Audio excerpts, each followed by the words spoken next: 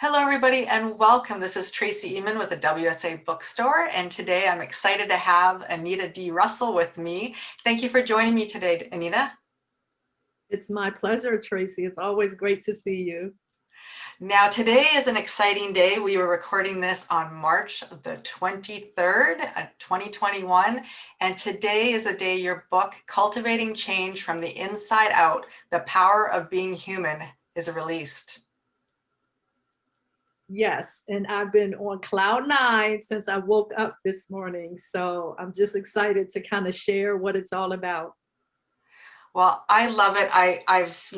We've known each other now probably for close to a year, and I am just in awe of the messages that you're sharing, your willingness to really be that champion for others. And I would love for you to tell us a bit about your background. Sure, I have a really interesting background. And when I think about my background, I always describe it as this series of doors and crossing bridges that I kind of started in one place in my life, and now here I am in this place in my life. And if I was to go back 15 or 20 years, I would never have imagined then that I would be doing what I'm doing now. But I think that's just how I flow in life. I'm pretty flexible. I have a very strong faith in God. And when God guides me, I just kind of go in that direction.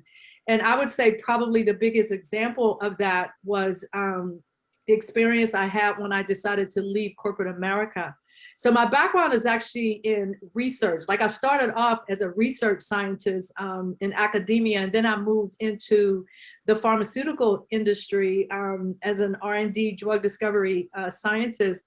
And then from there, and so it's like I crossed the bridge and was in a different experience altogether. So I crossed the bridge from R&D, being in a lab. I was a person with the goggles and the PPE and the whole nine yards. And I crossed the bridge over into learning and development, which brought me into a completely different view of the company altogether and a much more diverse view. And when I say that, what I mean is just kind of working with people at multiple levels all the way up to the CEO at that time. And so I just kind of went from being this kind of geeky looking scientist into now I have this completely different role. And so I was in that role. And then eventually it just became very clear to me that it was time for me to move on. And so I ended up leaving corporate America. And the result of me leaving corporate America was starting the Place to Soar. And I based that whole entire concept, the SOAR concept, and SOAR is an acronym for Step Out and Redesign. And that is exactly what I did when I left corporate America. I literally went from being this corporate business professional to being you are 100% on your own. So my last day of work was on Friday, and I woke up on Monday and I was just like, what the heck did you just do? All the parties were over and all the accolades were over. And I was just like in this place. And it's like, okay, I need to roll up my sleeves and I need to get busy and think about where this next move is going to take me. And so I started with the Place to Soar. I started writing. I did my first collaborative book project, I want to say like maybe in 2014, and that opened up something that I didn't know was even inside of me. And once I started writing, I was like, oh my gosh, I like this writing thing. And so here I am in 2021, and I'm doing my second independent solo project, and I'm feeling really, really good about being here. Well, I am so glad you're here, and I love what you're saying about, you lived it, right? You lived the whole SOAR. You had to, basically re-engage. You had to go out there and just take the world by storm, even though you might have been a little frightened. You might have not known exactly what was, in store for you, what that path was, because it's an unknown, but you really navigated your way through that and have been able to help other people navigate through it as well.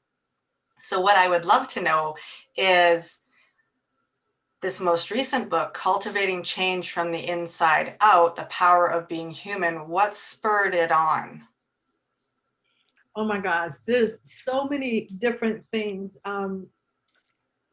There's so many different things and so many different pieces. And one of the things that I was sharing earlier about the way I write is that I don't necessarily write in this discrete period of time. Like if I'm writing a particular thing, it's basically the result of a couple of things that I've experienced, or people said to me, or I had conversations, and it contributes.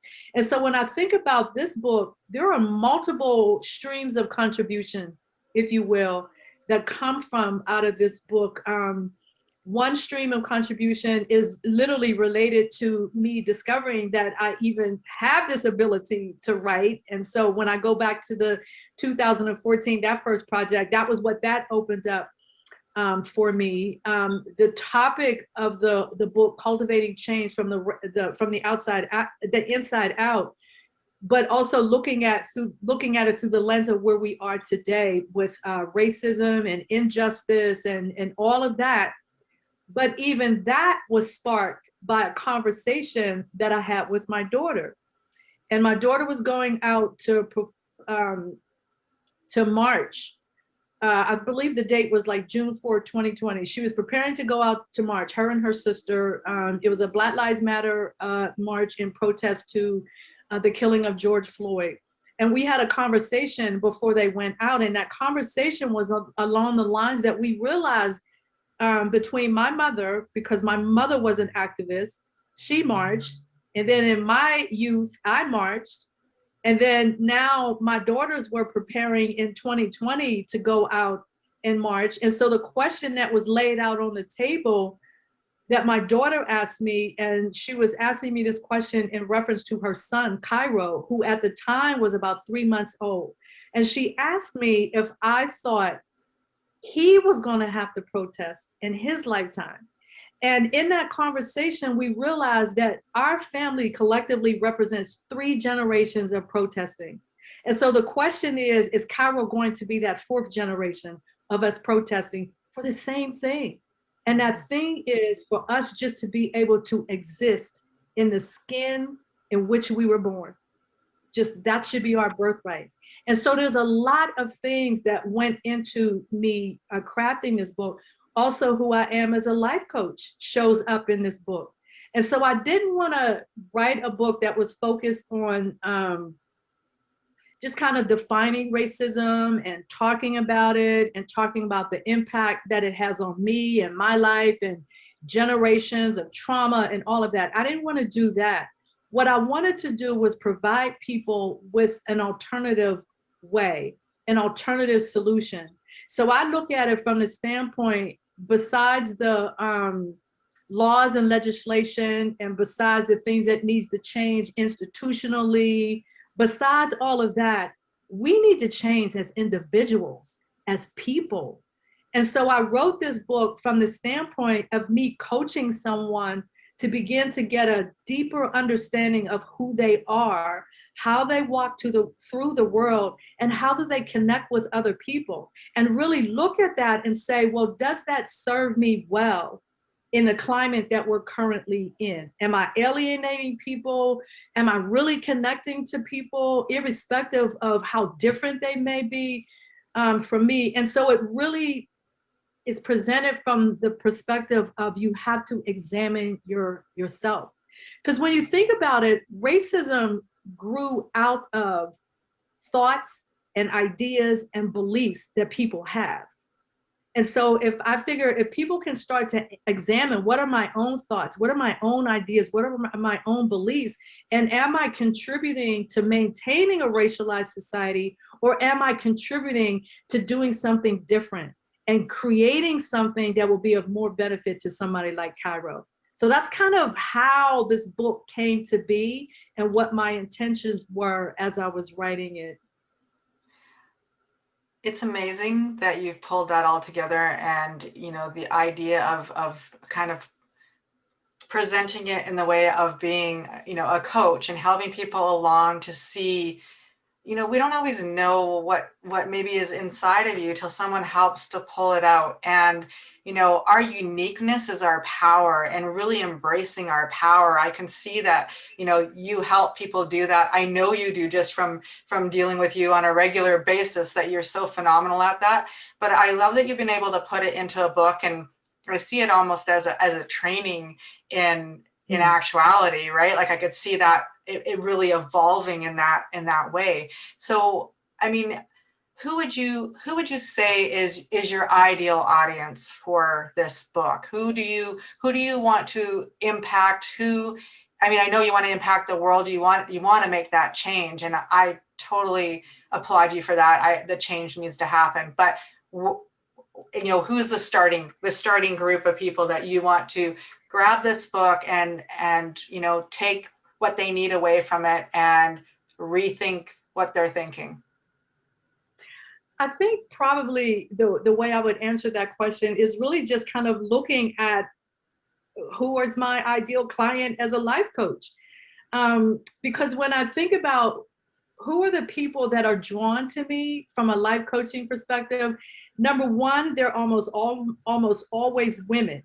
I don't know what the issue is with men, but it seems to be that there are always women that gravitate towards me. Oftentimes, they are um, women who are in some sort of transition in their lives. It might be like, for example, I've worked with an individual who is a president and CEO of a family business, but she was struggling with how do I manage the business aspect, the family aspect, but to still have some room for me. And so, because I take that all out coaching approach, when I think about who am I writing this book for, I was writing it through that lens of the people that I typically will work with from a coaching perspective, right? And a lot of times, those are individuals who have a very strong sense of who they desire to be, but who they currently are doesn't necessarily match up with who they desire to be. And so that space in between is where I can help them grow. That's where like the transformation can begin to happen, is in that space. Um, and so that's how I kind of look at it from that standpoint. But then also, because so one of the things that happened under COVID conditions is that I've shifted from, like, initially when I did my coaching practice, I was focused almost, I want to say almost exclusively on one-on-one, working with people one-on-one. But under COVID, I've shifted that. And now I've taken, for example, I developed 6 keys to nurture, grow, and empower your life. I've taken those 6 keys and now I've created workshops around each one of those keys. And then I've also created a mastermind, what I call a personal impact mastermind, around those 6 keys. And so I'm looking at this book as part of a larger arsenal of things that I can do and provide to people that can help them change in multiple dimensions of their lives. One of the things, or the areas that I would like to move into, is something that you alluded to just a couple of seconds ago, is this doing this work in the workplace.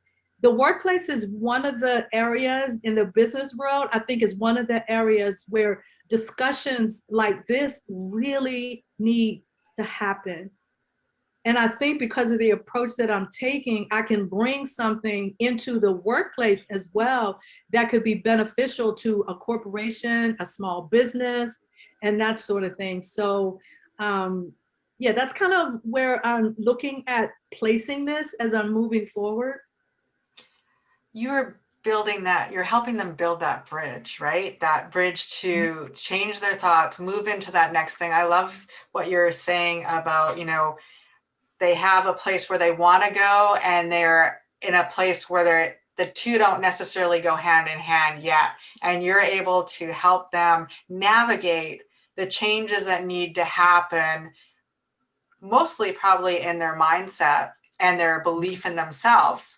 And you're able to help them do that transition. So I think it's just phenomenal that you put this book together, that you're sharing it, and that you are championing other women to make that change adjust, move forward, soar. And I applaud you. It's so amazing, Anita. I'm so excited for you that this book is now out where people can get their hands on it. So I'm talking about that. You can get the book on wsabookstore.com, but where else can they get the book? Well, they can definitely get it on Amazon. I do have a complete Amazon author page. And if you go onto Amazon, you can just either search on my name, Anita D. Russell, or you can just search on the title of the book, Cultivating Change from the Inside Out. I also have an author page, Anita D. Russell, author.com. And then finally, there's my website, my business works website, theplacetosoar.com. So there's multiple avenues where people, and I'm all over social media as well. So there's multiple avenues where people can kind of get their hands on the book. Wonderful. Well, everyone should go grab the book. I know I'm going to do that right now, especially since this is the first day that it's out to the public. And thank you again for joining me, Anita. You're quite welcome. I appreciate it. The last thing I want to say is because this is a new release, I am doing a Kindle special. So $2.99 on Kindle, you can download that version and just kind of get started with reading. Perfect. Thanks again. You're welcome.